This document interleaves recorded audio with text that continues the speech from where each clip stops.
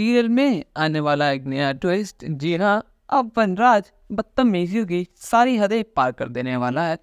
वो अनुपमा की इज्जत के साथ साथ उसके कैरेक्टर पर भी कीचड़ उछालने वाला है। वो उसके बॉस की और उसके बीच जो नज़दीकियाँ बढ़ रही हैं उस पर सवाल खड़े कर देने वाला है। इतना सब देखने के बाद अनुपमा चुप नहीं बैठने वाली है। वो वनराज को मुंह तोड़ जवाब देने वाली है और उसको उसकी जगह याद दिला देगी कि वो उसके लिए मैटर ही नहीं करते। उनका ओपिनियन, उनकी सोच उसके लिए बिल्कुल भी मैटर नहीं करते। वो कुछ बोले या ना बोले, उसे उससे कुछ भी फर्क नहीं पड़ता है। इतने टाइम बाद मिलने के बाद भी वनराज को अनुपमा का नीचे दिखाने वाली आदत आज तक गई नहीं है। उसकी मेल ईगो उसके सामने हमेशा आ जाती है। असल में दोस्तों, अब जब पूरा शाह परिवार अमेरिका आ चुका है और वो टिंजर के घर पहुंच चुके हैं तो अनुपमा भी वहाँ आ जाती है। और जब वनराज देखता है कि उसका बॉस उसे ड्रॉप करने आया है और वो दोनों काफ़ी देर से कुछ पर्सनल बातें कर रहे हैं, जैसे ही अनुपमा अंदर कमरे में घुसती है तो वनराज उस पर अपने टॉन्ट की बरसात कर देता है। पर लेकिन यह अनुपमा उसे बिल्कुल शांत करा देती है। अनुपमा अपने तीखे जवाबों से वनराज की बोलती बंद कर देती है। वो कहती है, मैं खाऊं पीऊं कुछ भी करूं, उससे आपको क्या।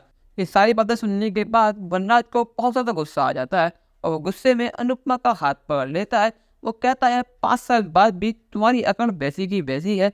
तुम पहले वहाँ बर्तन धोती थी और तुम यहाँ बर्तन धोती हो, लेकिन तुम्हारी एटीट्यूड अब भी अमीरों वाला ही है। रस्सी तो जल गई पर तुम्हारा बल अब भी नहीं गया।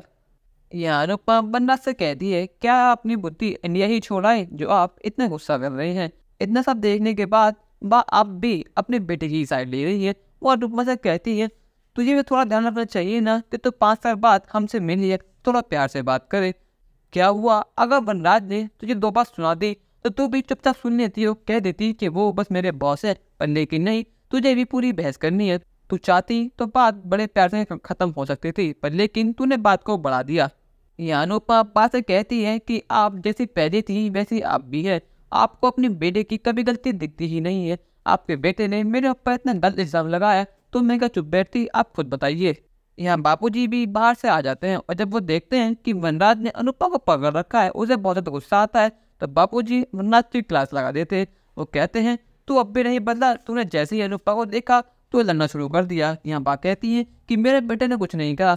बापूजी कहते हैं, तू नीला शांत रह, मुझे पता है तेरा बेटा क्या कर सकता है और क्या नहीं। मुझसे देख के ले ले कि तेरे बेटे ने ही शुरुआत की होगी, जब मेरे बेटी ने उसे उल्टा जवाब दिया है। यहाँ अनुपमा यशदीप की गाड़ी में अपना कुछ सामान भूल जाती है तो यशदीप किंजल के घर उसे सामान देने वापसी आता है। और जब वो अंदर आकर देखता है कि वनराज उस पर गुस्सा कर रहा है तो यशदीप को बहुत ज़्यादा गुस्सा आता है कि ये कौन आदमी उसके एम्प्लॉय पर गुस्सा कर रहा है। पर लेकिन ये फैमिली मैटर है तो यशदीप इसलिए कुछ नहीं बोलता। वो कहता है, अनुपमा जी, अगर आपको मेरी ज़रा सी भी हेल्प चाहिए हो तो आप मुझे फ़ोन कर देना, बाकी सब मैं देख लूँगा। ये पसंद का अनुपमा कहती है, नहीं नहीं सर, ये हमारा फैमिली मैटर है, ऐसे कुछ बात नहीं है।